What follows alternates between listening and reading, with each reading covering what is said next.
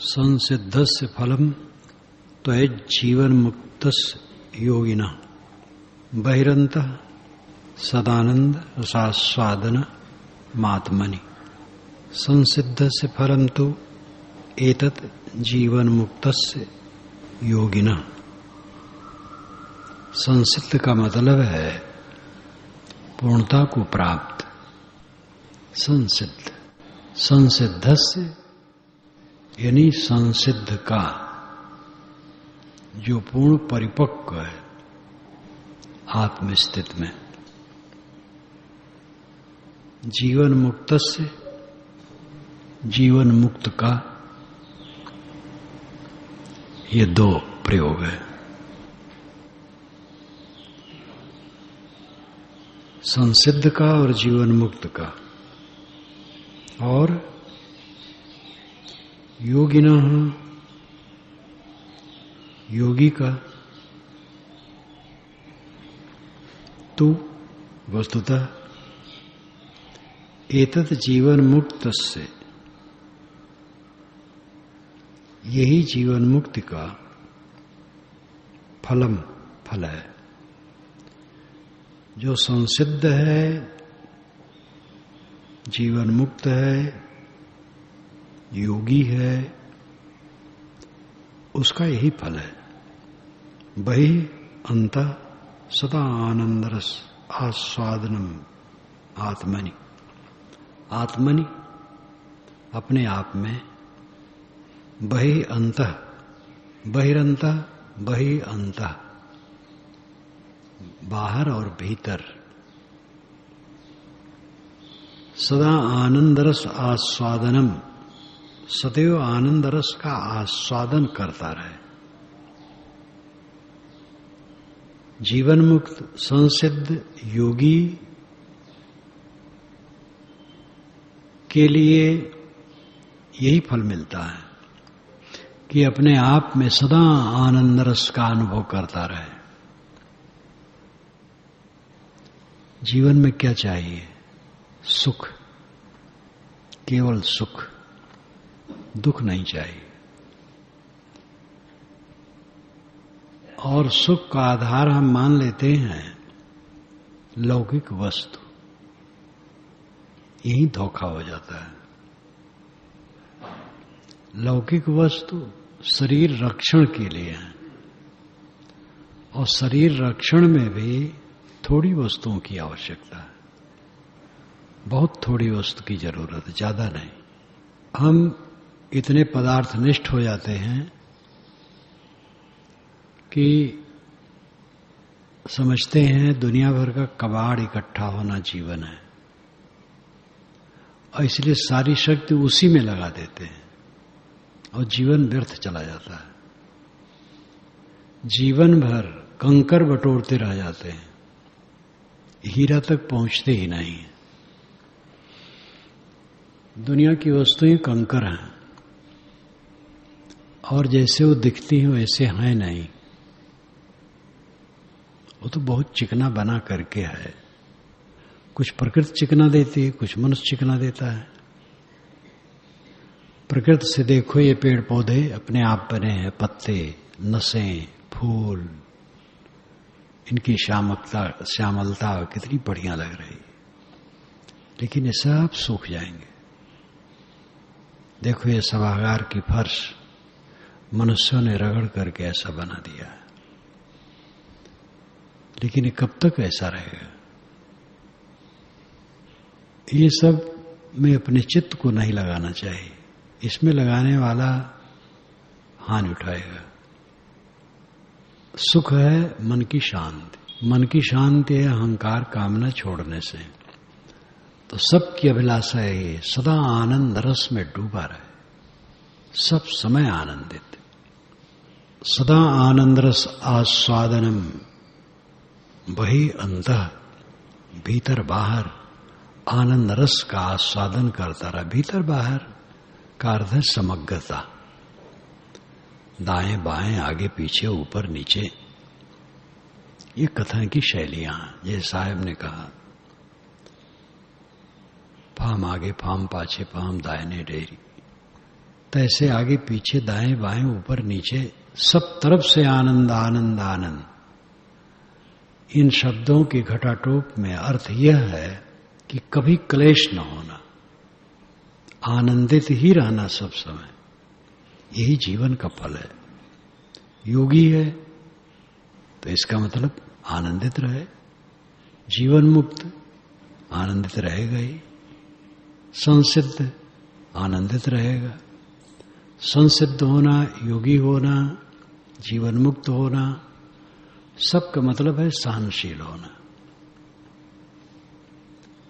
सब कुछ सह लेने वाला, विनम्र रहने वाला। यह दशा पाता है और कोई नहीं पा सकता, ज्ञान के बल से कभी नहीं मिल सकता। ज्ञान के जोर से, प्रतिभा और बुद्धि के जोर से और विद्या के जोर से, शास्त्र के जोर से जो अपना बेड़ा पार करने की हविस किए हुए डूब गए, ये सब सहायक हैं। लेकिन खास बात है हकीकत को समझना। हकीकत यह है कि देह से लेकर के चारों तरफ जो हमारे फैला है सब कूड़ा कबाड़ है, उसमें अपना मन नहीं रखना है, तब शांति मिलेगी, तब अनंत सुख मिलेगा, अनंत आनंद मिलेगा।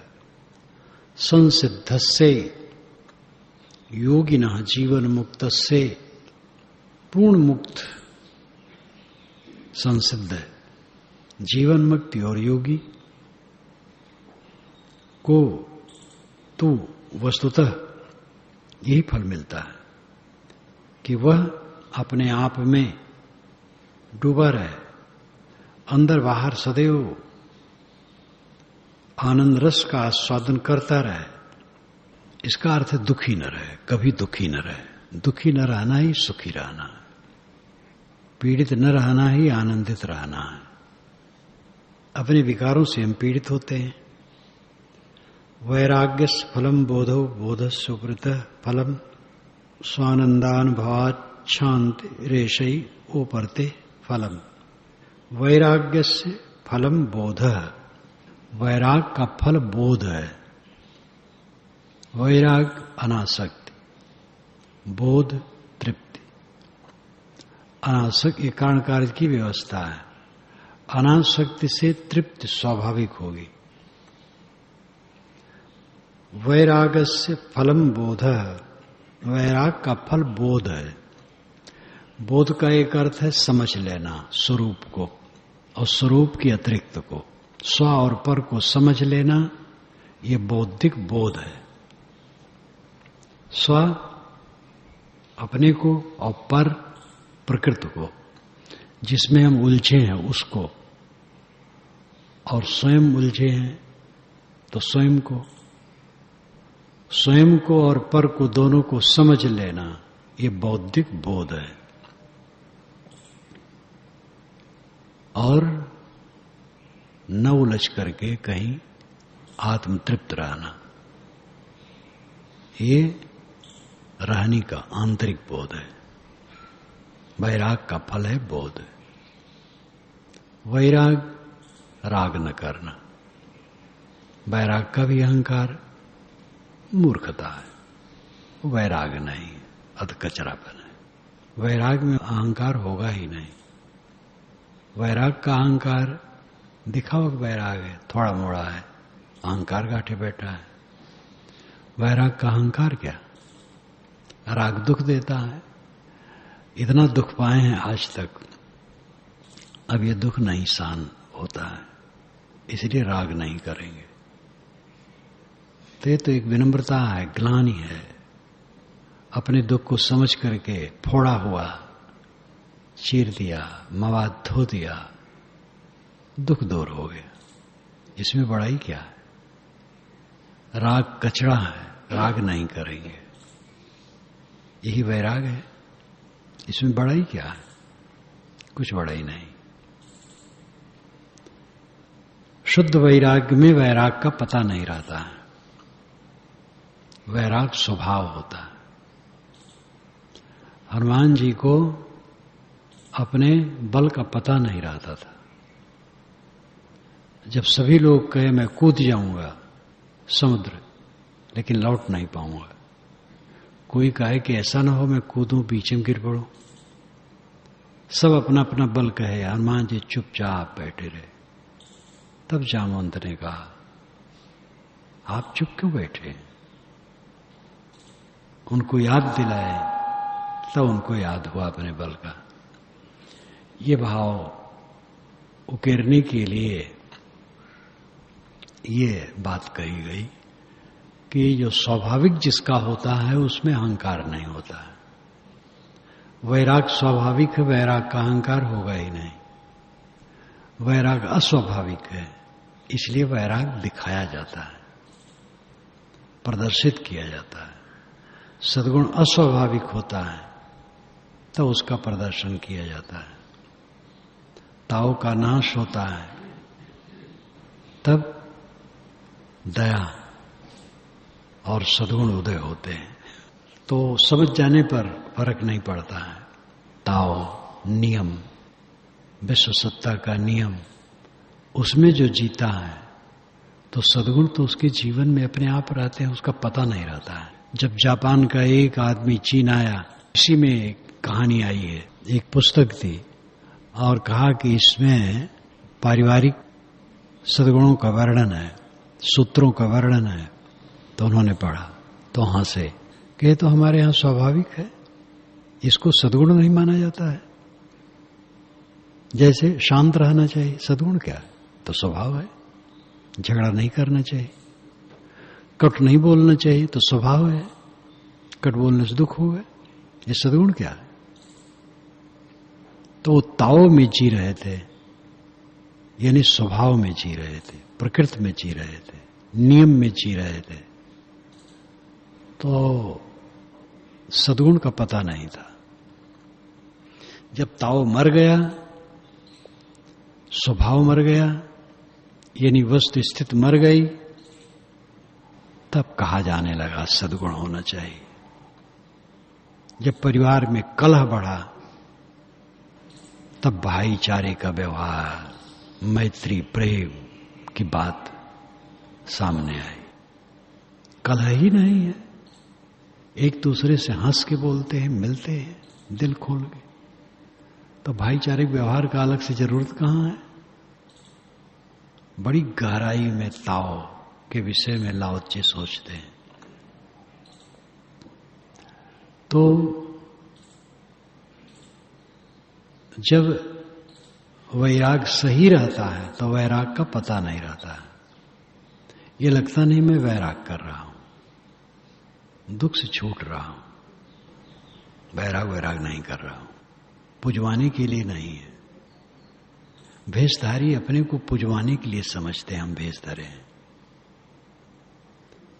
साधु का वेश साधु नहीं है, समझ लेना। साधु का वेश तो वेश है। वैराग्य से फलम बोधो, वैराग का फल बोध है, आत्म तृप्ति। बोधस्य प्रत्यय फलम, बोध का फल उपरति है। उपरति उदास हो जाना। बोध है, अंतर तृप्त है, तो बाहर से उदास है।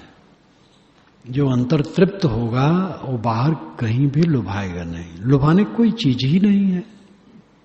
जहां हम बैठे थे यहां बाग था, अब ये पत्थर हटा दो, थोड़ा खोदो, कूड़ा कचड़ा सब रहेगा। सबसे बड़ा आकर्षक माना गया शरीर, टट्टी पेशाब का पुंज है। और क्या है? बोध में, आत्मतृप्ति में उपरति। उपरति का मतलब उदासीनता। बोध का फल उपरति है। वैराग का फल बोध है, बोध का फल उपरति है। अनासक्ति का फल आत्मतृप्ति है, और आत्मतृप्ति का फल बाहर से उदासीनता है। उदासीनता का मतलब ये नहीं है कि साथी लोगों से खिन्न जैसा रहे, बोलबे न करे, बोले तो डपट ले, कटुका है। ये तो मन का विकार है, कूड़ा कचड़ा है। ऐसा आदमी तो कमल की तरह खिला रहता है, प्रसन्न, सबसे मीठा बोलता है, प्रेम से बोलता है, हिल मिल के रहता है, बाल हृदय होता है, सरल हृदय होता है। उपरत का मतलब है भोगों से उदासीन रहना, चकर मकर से उदासीन रहना। स्व आनंद अनुभवात शांति ऐसा एव उपरते फलम। उपरति का फल क्या है? स्व आनंद अनुभवात शांति।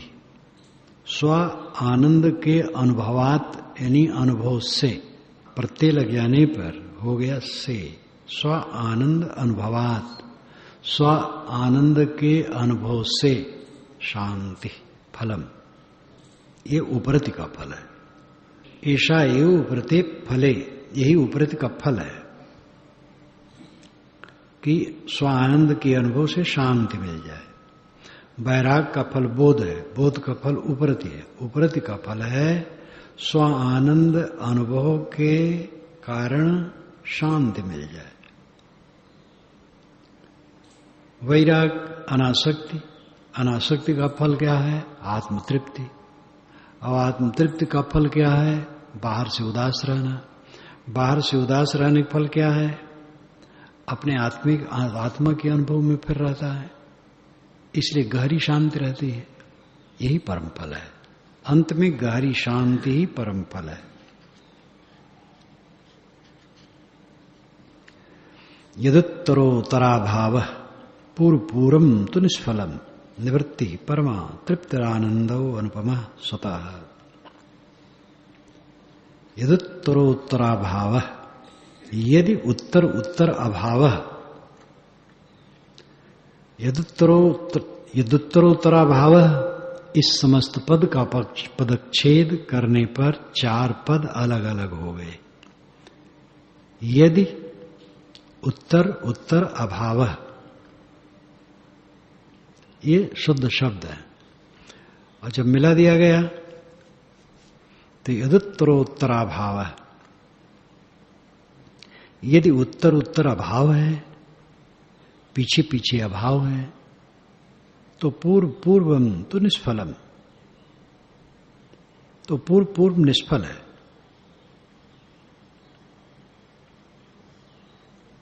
उत्तर उत्तर, जैसे कि कहते हैं वैराग है लेकिन बोध नहीं, तृप्त नहीं है, तो वैराग निष्फल है। अंदर में तृप्त नहीं तो वैराग क्या है? उपरति है, कहते बोध है, और उपरति नहीं है। बोध है, अंदर में हम संतुष्ट हैं और बाहर ललचाते हैं, तो कहां संतुष्ट है? उपरति है, शांति नहीं है। शांति नहीं तो उपरति कहां है? अगर उत्तर उत्तर अभाव है तो पूर्व पूर्व निष्फल है, क्योंकि परिणाम ही नहीं है तो कारण कहां है? बोध का कारण वैराग्य है, बोध परिणाम है, परिणाम ही नहीं तो वैराग कहां है? आत्मतृप्ति नहीं है तो वैराग कहां है? और संसार की चकर मकर से उदासीनता नहीं है तो बोध कहां है? और शांति नहीं है तो उपरति कहां है? इसलिए उत्तर उत्तर अगर अभाव है, पीछे पीछे वाला नहीं है, तो पूर्व पूर्व वाला निष्फल है। वो काकुत मात्र है, खाली बत कही है और कुछ नहीं है। निवृत्ति परमा तृप्ति आनंद अनुपमा स्वतः। निवृत्ति, विषयों से निवृत्त होना, स्वतः परमा तृप्ति, स्वयं में ही परम तृप्ति हो जाती है। यही अनुपम आनंद है, अनुपम आनंद है। विषय से सर्वथा निवृत्ति होने से स्वतः तृप्ति हो जाती है। बहुत क्रम न ले, वैराग से बोध, बोध से उपरत, उपरत से शांति, बहुत क्रम न ले, बस एक ही ले, स्वरूप का बोध हो जाए और विषयों से निवृत्त हो जाए, बस काम पूरा है। विषयों से निवृत्त हुई स्वरूप का बोध नहीं है तो घोटाले में है, क्योंकि अपने ही को नहीं समझ रहा है। तो इसलिए बोध वैराग ये दोनों पंख हैं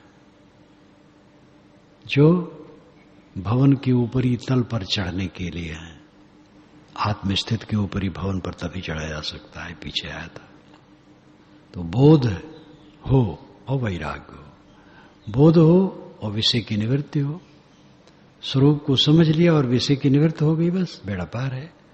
तो विषय की निवृत्ति इतने नहीं है कि पुरुष है तो स्त्री को छोड़ दिया और स्त्री है तो पुरुष से अलग है, तो इतने में हो गया।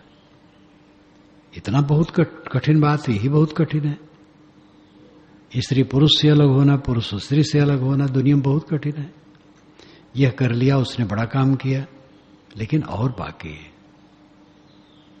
जहां तक प्रपंच दिखाई देता है, कहीं भी थोड़ी भी आसक्ति, विषय की पूर्ण निवृत्ति, सब तरफ से अनासक्त, स्वरूप भाव और सब तरफ से अनासक्त, बस कल्याण है। तो अगर उत्तर नहीं है तो पूर्व निष्फल है। निवृत्ति परमा तृप्ति आनंदो अनुपमा स्वतः। निवृत्ति विषयों की निवृत्त होने पर स्वतः परमा तृप्ति, स्वाभाविक परम तृप्त हो जाती है। यही अनुपम आनंद है। दृष्टि दुखे सुनद वेगो विद्या प्रसुतम फलम यत्कृतम भ्रांति वेलायाम नाना कर्म जुगुप्सितम पश्चात नरो विवेकेन तत्कथम कर्तुमर्हति। दृष्टि दुखे सुनद वेगो विद्याया प्रसुतम फलम। विद्याया, विद्या का मतलब है आत्मज्ञान। यहां पर आत्मज्ञान का प्रस्तुतम फलम, प्रस्तुत फल, प्रत्यक्ष फल। प्रस्तुत कहते हैं जो सामने हो, प्रत्यक्ष। विद्याया प्रस्तुतम फलम, विद्या का प्रस्तुत फल, आत्मज्ञान का प्रत्यक्ष फल क्या है? दृष्ट दुखे सुनवेगो। दृष्ट दुखेषु अनुद्वेग। दृष्ट जो दिखाई देता है, सामने है, उस दुख से अनुद्वेग रहना, ये आत्मज्ञान का प्रत्यक्ष फल है। ध्यान दीजिए इस पर। स्वरूप ज्ञान का प्रत्यक्ष फल क्या है? जो सामने दुख आया है उसमें उद्वेगित न होना। शरीर की पीड़ा आ गई, उद्वेगित न होना। निंदा, अपमान, अनादर का बवंडर आ गया, उद्वेगित न होना। अपमान हुआ, उद्वेगित न होना। किसी प्रकार का दुख आया हो, उसमें उद्वेगित न होना, ये आत्मज्ञान का प्रत्यक्ष फल है। एक एक बात मनन करने योग्य है, हीरे मोती की तरह सब है। मनन करो, चिंतन करो और अपने जीवन में उतारो। यत कृतम भ्रांति वेलायाम नाना कर्म जुगुप्सितम। यत जो कृतम किया गया है, भ्रांति वेलायाम अज्ञान के समय में, नाना कर्म जुगुप्सितम, जुगुप्सितम घृणित। अज्ञान अवस्था में ऐसे नाना कर्म हुए हैं जो जुगुप्सित थे, गंदे थे, नहीं करने योग्य थे, वो हो गए थे। पश्चात नरो विवेकेन तत्कथम कर्तुमर्हति। पश्चात, उसके बाद, नरो मनुष्य, विवेकेन विवेक हो जाने पर, तत्कथम तत् उसे, कथम कैसे, कर्तुरम कर्तुम अर्हति, कर्तुम अर्हति करेगा, अर्हति योग्य होना, करने के योग्य होना। अर्थ है कि वो कैसे कर सकता है। भिन्न भाषा की प्रकृति भिन्न होती रहती है। पुराने संस्कृत के पंडित जब हिंदी में अनुवाद करते थे तो ऐसे कर देते। जैसे यहां अगर उनको अनुवाद करना होता तो कहते तत्कथम कर्तुमर्हति। वह कैसे करने में समर्थ होगा, ऐसे अनुवाद करते थे। जो अज्ञान दशा में किया गया है, ज्ञान दशा आने पर वह घृणित काम करने में वो कैसे समर्थ होगा? तो मरहत ही है, समर्थ के लिए कहा गया है, तो ऐसे वो अर्थ कर देते थे। लेकिन शुद्ध हिंदी का भाव है, वो कैसे कर सकता है? वहां समर्थ होना, वो लकीर नहीं पीटना है, कैसे वो कर सकता है? दुख आने पर उद्वेगित न होना, ये आत्मज्ञान का प्रत्यक्ष साक्षात फल है। अज्ञान दशा में जो गलत काम हुआ है, विवेक होने पर वह काम कैसे कोई ज्ञानी कर सकता है? विद्या फलम स्याद सतो निवृत्ति प्रवृत्तिरज्ञान फलम तदीक्षितम यज्ञाग्योर यन मृग तृष्ण कादव नो चेद विदौ दृष्ट फलम किमस्मात्। विद्या फलम स्याद सतो निवृत्ति, विद्या फलम स्यात् असतो असतः निवृत्ति। विद्या का फल है असत की निवृत्ति। स्वामी जी कहीं भी निर्लेप बात राहनी में नहीं कहते हैं, ये तो पीछे वाले गड़बड़ाए हैं। विद्या का फल है असत की निवृत्ति। विद्या फलम स्यात् असतः निवृत्ति, विद्या का फल असत की निवृत्ति स्यात् है। विद्या आत्मज्ञान स्वरूप ज्ञान का फल है असत की निवृत्ति। शरीर से लेकर सारा संसार हमारे लिए असत है, क्योंकि शरीर क्षण क्षण गल रहा है, और शरीर से लेकर पूरा संसार एक दिन छूट जाएगा सदा के लिए। तो असत है कि नहीं? इसके मोह की निवृत्त हो जाना, ये विद्या का फल है। ज्ञान का फल है सारे संबंध का मोह मिट जाना। जो भी संबंधित है, औपाधिक है, जुड़ा हुआ है, सबका मोह मिट जाना आत्मज्ञान का फल है। विद्या फलम स्याद असत निवृत्ति प्रवृत्तिरज्ञान फलम, और प्रवृत्ति होना, विषयों में प्रवृत्ति होना, राग करना, मोह करना, चकर मकर में लुभाना, अज्ञान फलम, ये अज्ञान का फल है। जो ज्ञानी कहते हैं भोगे युवत सदा सन्यासी, वो ज्ञानी नहीं है। भोग करते हुए भी सदैव सन्यासी है ज्ञानी। ये ज्ञान के नाम पर धांधलेबाजी है। प्रवृत्ति अज्ञान फलम, विषयों में प्रवृत्त होना, चकर मकर में लुभाना, ललचाना, आकर्षित होना, यह ज्ञान का फल है। तत् इच्छितम, इसे देखा गया है। तत्, इसे इच्छितम देखा गया है। कहां देखा गया है? तत् ज्ञा अज्ञेयो यद मृग तृष्ण का आदव। तत् उन ज्ञा और अज्ञेय, ज्ञा नाम ज्ञानी और अज्ञेय नाम अज्ञानी, ज्ञानी अज्ञानी के द्वारा देखा गया है। यत मृग तृष्ण का आदव, मृग तृष्ण का आदव, आदव आदि, यत यह वास्तविकता, तत् उस ज्ञाज्ञेय उन ज्ञानी और अज्ञानी के द्वारा, यत यह वास्तविकता देखी गई है। इच्छितम कैसे देखी गई है? मृग तृष्ण का आदव, मृग तृष्ण का आदि के उदाहरण से। तो मृग तृष्ण का आदो नाम और भी उदाहरण ले लो। जैसे धूप की लहरियों में पानी का आभास एक आदमी को होता है और एक आदमी को नहीं होता है।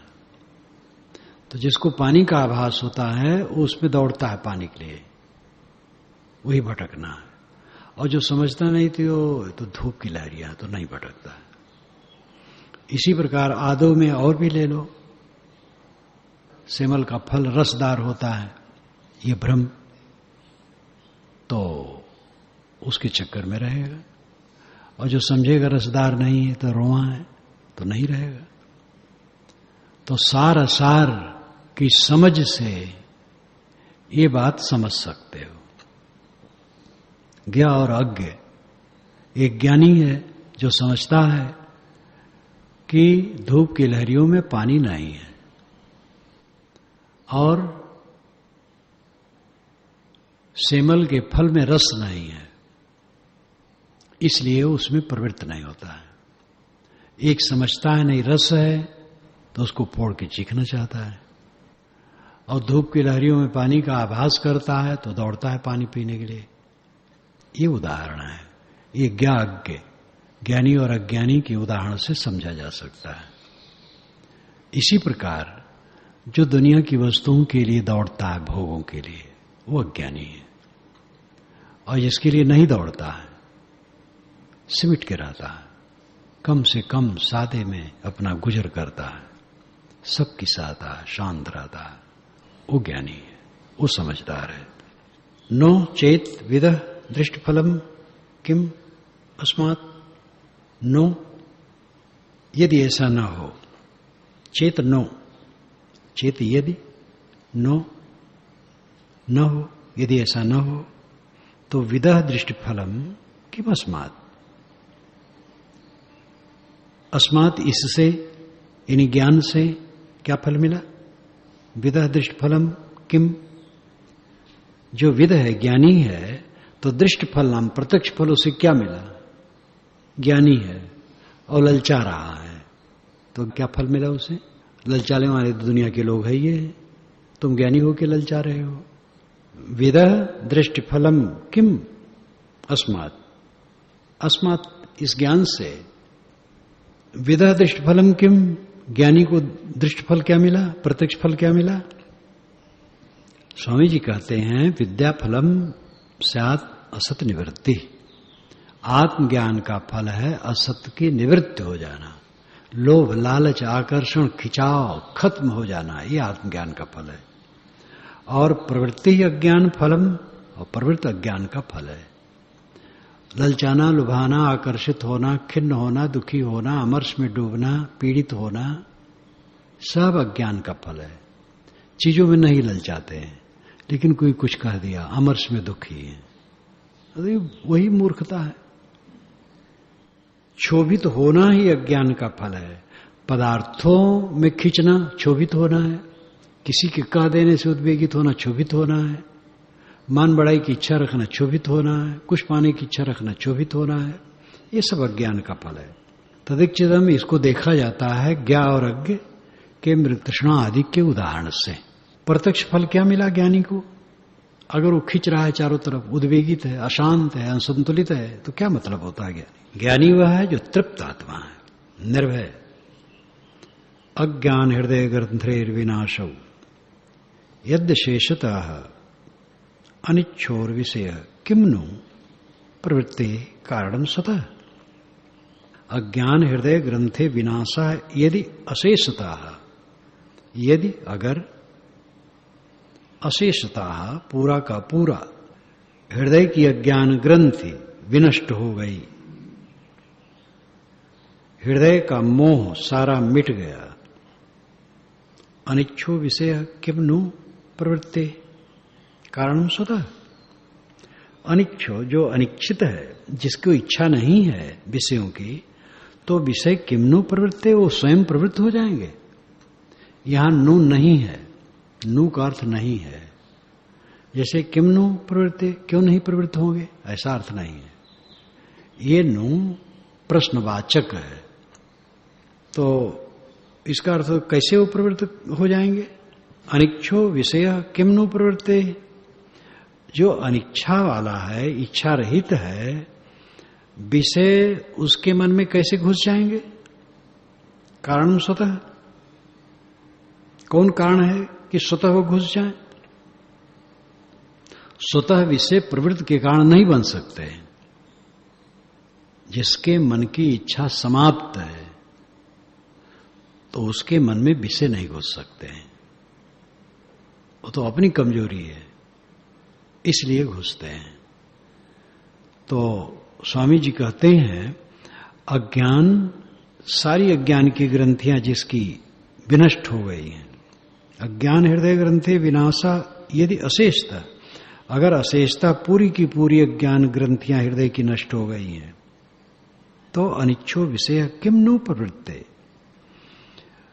अनिच्छा जिसको है, इच्छा रहित पुरुष है, उसको विषय स्वयं कैसे प्रवृत्त हो जाएंगे। वासनानुदय भोग के वैराग्य परो अवधि, अहम भाव दया भाव बोध से परमो अवधि, लीन वृत्तेर नुत्पत्तिर मर्यादो पर तेस्तु सा। वासना अनुदय भोग्य वैराग्य से परह अवधि, वैराग की परम अवधि, वैराग की पूरी सीमा है। भोगों में वासना का उदय न हो। भोग्य, भोग और भोग्य, भोग्य और भोग्य में अंतर होता है। भोग का अर्थ है उपयोग करना और भोग्य का अर्थ है भोगी जाने वाले पदार्थ। भोग्य और भोग, भोग्य भोगने योग्य, प्रयोग करने योग्य पदार्थ, और भोग प्रयोग करना, भोग करना। वासनानुदय भोग्य वैराग्य से परो अवधि, वैराग की परम अवधि उच्चतम सीमा है। भोगों में वासनाओं का उदय न होना, अपने मन में भोगों के लिए वासना उदय ही न हो, यही वैराग की पूरी सीमा है, पर वैराग्य। जब वैराग की पूरी सीमा तक साधक पहुंच जाता है तो उसके चित्त में विषयों के लिए ख्वाहिश नहीं उत्पन्न होती। अहम भाव दया भाव बोध से परमो अवधि। अहम भाव दया भाव सहज अर्थ हो जाएगा अहंकार और दया का भाव, लेकिन ये अर्थ नहीं है। अहम भाव उदय अभाव, अहम भाव दया भाव समस्त पद है, इसको समस्त पद कहते हैं, कई पद मिलकर के पदच्छेद है। अहम भाव उदय अभाव, अहम भाव का उदय होना अभाव हो गया। ये बोध से परमावधि है, बोध की परम अवधि है। अहंकार का उत्पन्न न होना बोध की परम अवधि है।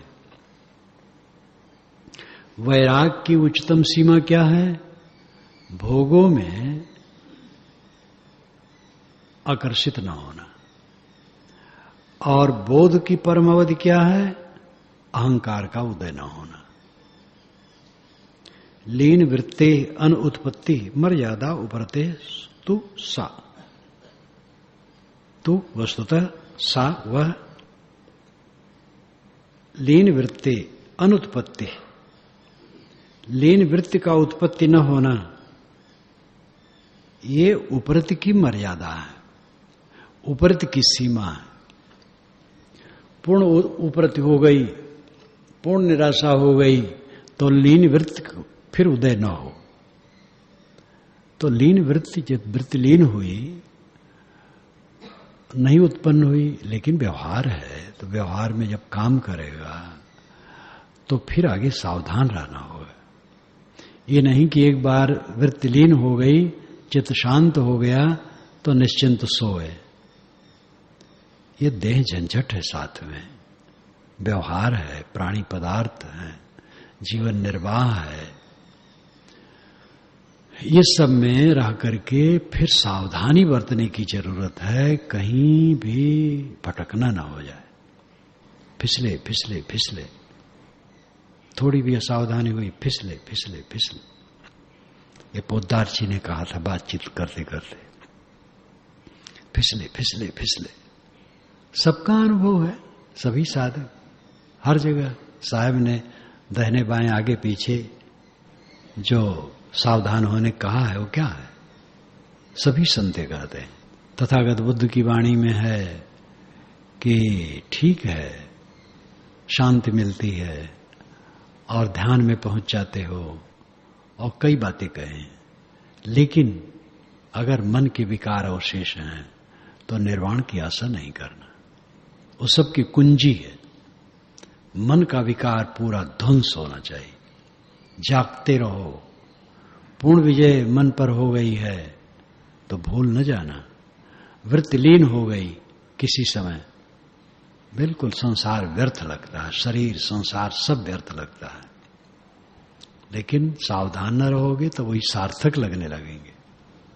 इसलिए जागत कीजिए भोर बटोहिया, क्या सोवे। भोगों में वासना का उदय न होना वैराग की परमावधि है। अहम भाव का उदय न होना बोध की परमावधि है।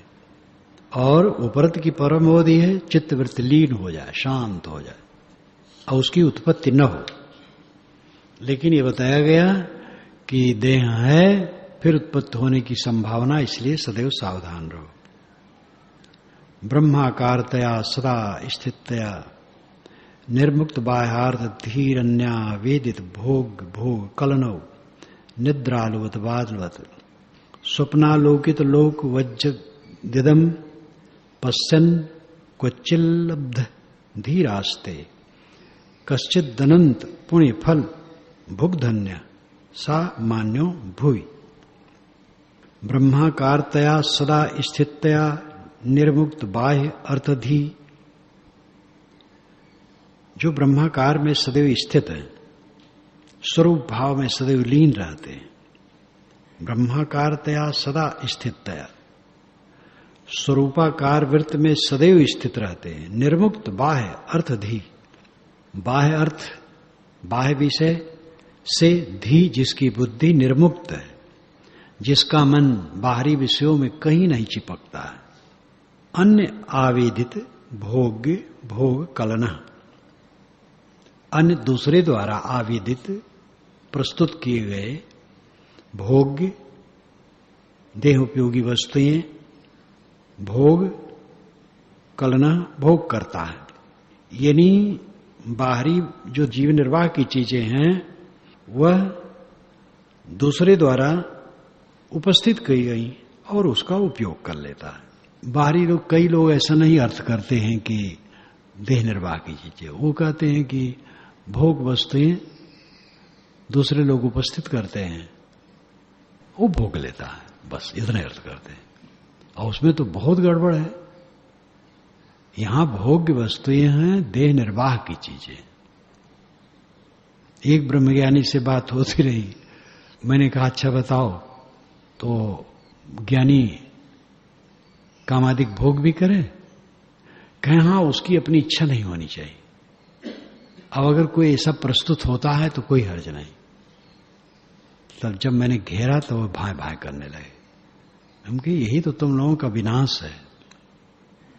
जब बुद्धि ऐसी खराब रखोगे कभी बच नहीं सकते हो। ये कोई बात हुई कि ज्ञान है और कोई दुष्कर्म करने के लिए आ जाए और कहे चलो हमारे साथ दुष्कर्म करो, तुम्हें कुछ नहीं लगेगा, और दुष्कर्म कर डाले, ये कोई ज्ञान हुआ? तो भोग्य यानी पदार्थ जीवन निर्वाह के, भोग उपयोग करना, करना उपयोग करना, जो स्वरूप भाव में निरंतर स्थित है और जिसकी बुद्धि विषयों में नहीं है, ऐसा कृतार्थ आत्मा पुरुष के लिए लोग जीवन निर्वाह की वस्तुएं प्रस्तुत करते हैं और वे उपयोग कर लेते हैं। कैसे वो रहते हैं? निद्रालवत बालवत, जैसे नींद में माता आदमी हो और जैसे बालक हो, तो दोनों सरल होते हैं। नींद में माता आदमी वो कुछ छक्का बन जा उसको नहीं होती, बहुत चाहे कितना अहंकारी हो, अगर नींद में माता है उसको जगाओ तो उस समय थोड़े क्षण के लिए सरल रहता है, और बालक तो सरल रहता ही है। ऐसे वो संत निद्रालवत बालवत सरल रहता है। स्वप्न आलोकित लोकवत जगत इदम, जगत इत इदम, इस जगत को वह स्वप्नवत देखता है, पश्चन देखता है, कुचित कभी लब्ध धी, जब उसकी धी बुद्धि लब्ध प्राप्त होती है। किसको प्राप्त होती है? संसार को। तो ब्रह्माकार तया सदा स्थितया निर्मुक्त बाह्य अर्धदेह, जो स्वरूपाकार वृत्त में सदैव स्थित है और जिनकी बुद्धि विषयों से सर्वथा निवृत्त है, वह अन्य अवेदित दूसरे द्वारा प्रस्तुत किए गए भोग कलना सांसारिक पदार्थ जीवन गुजर की चीजें उपस्थित जो होती है उसका उपयोग कर लेते हैं। कैसे कर लेते हैं? निद्रालवत बालवत, सरल हृदय से। कोई उसमें ये नहीं कि ये नहीं मिला, वो नहीं मिला, ऐसा नहीं लाया, ऐसा खाने की चीज नहीं रही, ये सब कुछ नहीं। निद्रालवत बालवत सरल ढंग से ग्रहण कर लेते हैं। स्वप्न आलोकित लोकवत जगत इदम पश्चन कुचित लब्धति। कुचित लब्धति, कभी भी जब बुद्धि संसार में गई तो उसको स्वप्न आलोकित लोकवत जगत इदम पश्यन, जैसे स्वप्ना में देखे हुए जगत है वैसे ही जगत को देखते हैं, सपना है। जब दुनिया में मन गया तो समझते एक सपना है। इस प्रकार संसार को स्वप्नमत समझते हैं। कश्चित अनंत पुण्य फल भुक धन्य, कश्चित कोई बिरला, अनंत पुण्य फल का भोक्ता, भुक भोगने वाला, कश्चित अनंत पुण्य फल भुक, कोई कश्चित कोई अनंत पुण्य के फल का भोक्ता ऐसा महापुरुष होता है, धन्य हो धन्य। सामान्य भुवि ही, वह भुवि संसार में पृथ्वी पर मान्य श्रेष्ठ है, जो स्वरूप में सदैव लीन है, जिसकी बुद्धि सांसारिकता से हट गई है, सहज रहता है, सांसारिक पदार्थों का जीवन गुजर की चीजों का निद्रालवत बालवत उपयोग करता है, सरल होकर के, उसके लिए कोई नखरेबाजी नहीं करता है। अगर उसका मन संसार में जाता है तो समझता है सब सपना है, इसमें कुछ रखा नहीं है। धन्य है ऐसा महापुरुष। कोई ऐसा महापुरुष धन्य है जो इस अवस्था में रहता है, अनंत जन्मों का पुण्य फल उसको उदय हुआ है, वह मान्य है, आदरणीय है। स्थित प्रज्ञो यद्रियम यह सदा आनंद मसनुते ब्रह्मणेव विलीनात्मा निर्विकारो विनिष्क्रिय। अयम यति ही, यति ही अयम स्थित प्रज्ञ है, यति ही अयम, अयम यति ही, यह यति ही जितात्मा इंद्रियजित पुरुष, यह जो आत्मा ब्रह्मणेव विलीन, आत्मा में ब्रह्म में अपने आप स्वरूप में विलीन है, निर्विकार विनिष्क्रिय है, वो निर्विकार और निष्क्रिय है, सदा आनंदम स्नुते, निरंतर आनंद का अनुभव करता है। स्थित प्रज्ञ, वही स्थित प्रज्ञ है। स्थित प्रज्ञ शुरू में है। स्थित प्रज्ञ कौन? सरल भाव होगा, स्थित प्रज्ञ कौन? तो उत्तर होगा यह जो त्यागी है, जति है, जो सदैव अपने आत्मा में विलीन रहता है और आत्मानंद का अनुभव करता है, जो निर्विकार है और निष्क्रिय है। निष्क्रिय का मतलब है भोगों के लिए कोई क्रिया नहीं करता है, भोग की इच्छा से रहित है, वही स्थितवान है। ब्रह्मात्मनो शोधित योरेक भावावगाहिनी निर्विकल्पाचा चिन्मात्रा वृत्ति प्रज्ञित कथ्यते सुस्थिता सा भवेदस्य जीवन मुक्तः स उच्यते। ब्रह्मात्मनो शोधितयो एक भाव अवगाहिनी, ब्रह्म और आत्मा शोधितयो, इनकी परख करके समझ करके, ब्रह्म और आत्मा क्या है, ब्रह्म अलग है आत्मा अलग है, ऐसा कुछ नहीं है। उसी को ब्रह्म कहते, उसी को आत्मा कहते हैं। तो ब्रह्म आत्मा शोधितयो एक भाव अवगाहिनी, एक भाव में स्वरूप भाव में अवगाहिनी निमग्न है। निर्विकल्पाच चिन्मात्रा वृत्ति, निर्विकल्प चैतन्य मात्र, संकल्प शून्य चैतन्य मात्र की वृत्ति, प्रज्ञा इति कथ्यते, इसको प्रज्ञा कहते हैं। जिसने आत्मा और ब्रह्म को शोध लिया, समझ लिया, ये दो नहीं है, एक भाव अवगाहिनी, एक भाव में निमग्न है, द्वैत भाव में नहीं। आत्मा से अलग कुछ पाने की भावना नहीं है, ये समझता है आत्मा काफी है। जब रमण महर्षि एक ने पूछा, महाराज जीव और ब्रह्म की बात बताइए, कि जीव काफी है, ब्रह्म के चक्कर में क्यों पड़ते? वहां पर उन्होंने ऐसे कहा। तो जीव ब्रह्म है, आत्मा ब्रह्म है, आत्मा परमात्मा है, और क्या खोजते हो? तो ब्रह्मात्मनो शोधितयो, ब्रह्म और आत्मा को शोध लिया कि ब्रह्म आत्मा दो नहीं है, एक भाव होगा नहीं, और एक भाव में निमग्न है, अद्वैत भाव में, केवल भाव में, स्वरूप भाव में निमग्न है। चिन्मात्रा वृत्ति प्रज्ञा इति कथ्यते। चिन्मात्र निर्विकल्पा, निर्विकल्प चेतन मात्र की वृत्ति प्रज्ञा कहलाती है। आत्मा और ब्रह्म की समझ हो गई, और ये समझ हो गई कि एक आत्मा ही परमात्मा है, और एक भाव में स्थित हो गया, स्वरूप भाव में स्थित हो गया। तो चिन्ह मात्र की जो वृत्ति है, स्वरूप भाव की जो वृत्ति है, यही प्रज्ञा है। सरल अर्थ हुआ कि भटकना बंद हो गया, ब्रह्म ईश्वर अलग अलग मानने का भ्रम खत्म हो गया, और स्वस्वरूप चैतन्य मात्र की वृत्ति स्थिर हो गई। इसी को प्रज्ञा कहते हैं। स्वरूप भाव में निमग्नता ही प्रज्ञा है। और सुस्थिता सा भवेत यस्य जीवन मुक्त स उच्यते। और यह जिसकी सुस्थित हो गई, यह प्रज्ञा स्वरूप भाव में निरंतर दृढ़ता हो गई, उसी को जीवन मुक्त कहते हैं। तो यहां प्रज्ञा का अर्थ व्यवस्थित बुद्धि है, लेकिन यहां प्रज्ञा का अर्थ स्वामी जी बुद्धि मात्र नहीं करते हैं। इसलिए इनकी अपनी शैली है आध्यात्मिक दृष्टि से, और बहुत उच्च बात है। वो कहते हैं प्रज्ञावान तो बहुत है दुनिया में, एक एक प्रज्ञावान है कि हद है।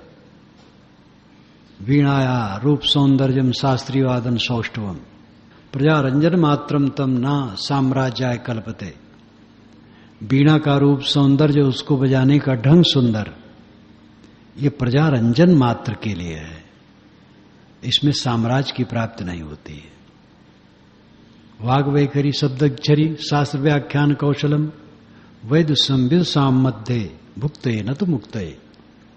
बहुत वाणी झरझरा करके बोल रहे हैं, शब्दों की झड़ी लगा देते हैं, ये विद्वानों के बीच में अपना वैदुष्य दिखाना है, और भोग का साधन है, मोक्ष का साधन नहीं। अविज्ञाते परे तत्व शास्त्राधीत निष्फला। अगर आत्म तत्व का बोध नहीं हुआ तो शास्त्र पढ़ने का मतलब क्या हुआ? बेकार हुआ। और विज्ञाते परे तत्व शास्त्राधीत निष्फला। अगर आत्मा को समझ लिया तो शास्त्रों का अध्ययन फिर निष्फल गया, क्या पढ़ करके पाथर बनते हो? इसलिए वो कहते हैं शब्द जालम महारैणम चित्त भ्रमण कारणम। शब्द जाल महाजंगल है, चित्त भटकने के कारण है। अतः प्रयत्नात् ज्ञातव्यम तत्व ज्ञातत्व आत्मना। जो तत्व ज्ञानी आत्मा है, जो स्वरूप में स्थित है, उनके पास जाओ, उनसे पूछो, उनसे सीखो, समझो और कल्याण करो। बहुत शास्त्र के चक्कर में न पड़ो। इतना शास्त्र का महापंडित देखता था कि शास्त्र शास्त्र कहने वाले कैसे भटक रहे हैं। ऐसे पंडित जो धारा प्रवाह घंटों संस्कृत में बोला करे, इंद्रियों के गुलाम। अब ऐसे सीधे साधे जो अक्षर नहीं जानते हैं, बड़े संयमी। इसका मतलब नहीं कि सब विद्वान लंपट होते हैं या सब अनपढ़ त्यागी होते, ये बात नहीं। बात यह है कि पांडित्य काम नहीं करता है, काम करता है बोध, रहनी। तो स्वामी जी कहते हैं कि प्रज्ञा जो है, वो प्रज्ञा का वर्णन तो दुनिया में बहुत है। प्रज्ञावान है, बहुत जानते, बहुत बुद्धिवान है, तीव्र बुद्धि है। प्रज्ञा असली प्रज्ञा है कि भटकना बंद हो जाए, अलग परमात्मा खोजने की बात न रह जाए और विषयों में मन न जाए। एक भाव में, स्वरूप भाव में ही चित्त दृढ़ रहे, ये प्रज्ञा है। केवल एक अद्वैत स्वरूप भाव, केवल भाव, आत्म भाव में चित्त लीन रहे, ये प्रज्ञा है। और ये प्रज्ञा जिसकी स्थित है वही कृतार्थ है। इस प्रकार प्रज्ञा की उनकी परिभाषा है।